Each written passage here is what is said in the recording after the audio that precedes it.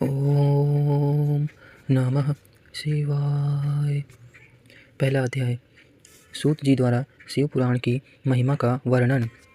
श्री शौनक जी ने पूछा, महाज्ञानी सूत जी, आप संपूर्ण सिद्धांतों के ज्ञाता हैं, कृपया मुझसे पुराणों के सार का वर्णन करें। ज्ञान और वैराग्य सहित भक्ति से प्राप्त विवेक की वृद्धि कैसे होती है तथा साधु पुरुष कैसे अपने काम, क्रोध आदि विकारों का निवारण करते हैं। इस कलि युग में सभी जीव आसुरी स्वभाव के हो गए हैं, अतः कृपा करके मुझे ऐसा साधन बताइए जो कल्याणकारी एवं मंगलकारी हो तथा पवित्रता लिए हो। प्रभु, वह ऐसा साधन हो जिससे मनुष्य की शुद्धि हो जाए और उस निर्मल हृदय वाले पुरुष को सदैव के लिए शिव की प्राप्ति हो जाए। श्री सूत जी ने उत्तर दिया, शौनक जी, आप धन्य हैं, क्योंकि आपके मन में पुराण कथा को सुनने के लिए अपार प्रेम व लालसा है, इसलिए मैं तुमसे परम उत्तम शास्त्र की कथा सुनाता हूँ। वत्स, संपूर्ण सिद्धांत से संपन्न, भक्ति को बढ़ाने वाला तथा शिव जी को संतुष्ट करने वाला अमृत के समान दिव्य शास्त्र है शिव पुराण। इसका पूर्व काल में शिवजी ने ही वो प्रवचन किया था। गुरुदेव व्यास ने सनत कुमार मुनि का उपदेश पाकर आदरपूर्वक इस पुराण की रचना की है। यह पुराण कलि युग में मनुष्य के लिए हित का परम साधन है। शिव पुराण परम उत्तम शास्त्र है। इस पृथ्वी लोक में सभी मनुष्यों को भगवान शिव के विशाल स्वरूप को समझना चाहिए। इसे पढ़ना एवं सुनना सर्व साधन है। यह मनोवांछित फलों को देने वाला है।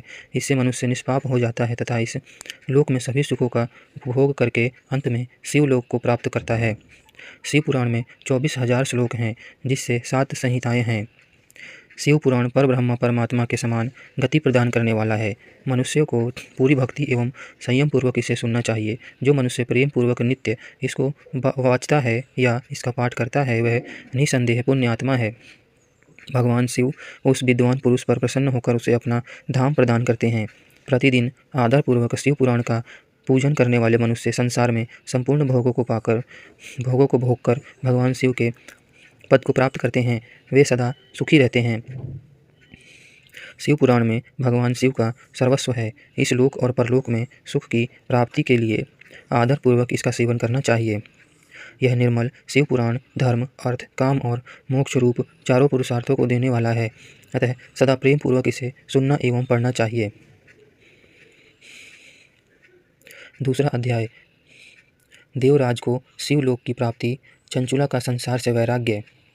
श्री शौनक जी ने कहा, आप धन्य हैं सूत जी, आप परमार्थ तत्वों के ज्ञाता हैं। आपने हम पर कृपा करके हमें यह अद्भुत और दिव्य कथा सुनाई है। भूतल पर इस कथा के समान कल्याण का और कोई साधन नहीं है। आपकी कृपा से यह बात हमने समझ ली है। सूत जी, इस कथा के द्वारा कौन से पापी शुद्ध होते हैं, उन्हें कृपा पूर्वक बताकर इस जगत को कृतार्थ कीजिए। सूत जी बोले, मुने, जो मनुष्य पाप, दुराचार तथा काम, क्रोध, मद, लोभ में निरंतर डूबे रहते हैं, वे भी शिव पुराण पढ़ने अथवा सुनने से शुद्ध हो जाते हैं तथा उनके पापों का पूर्णतया नाश हो जाता है।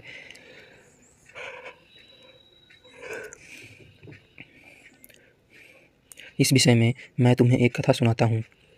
देवराज ब्राह्मण की कथा।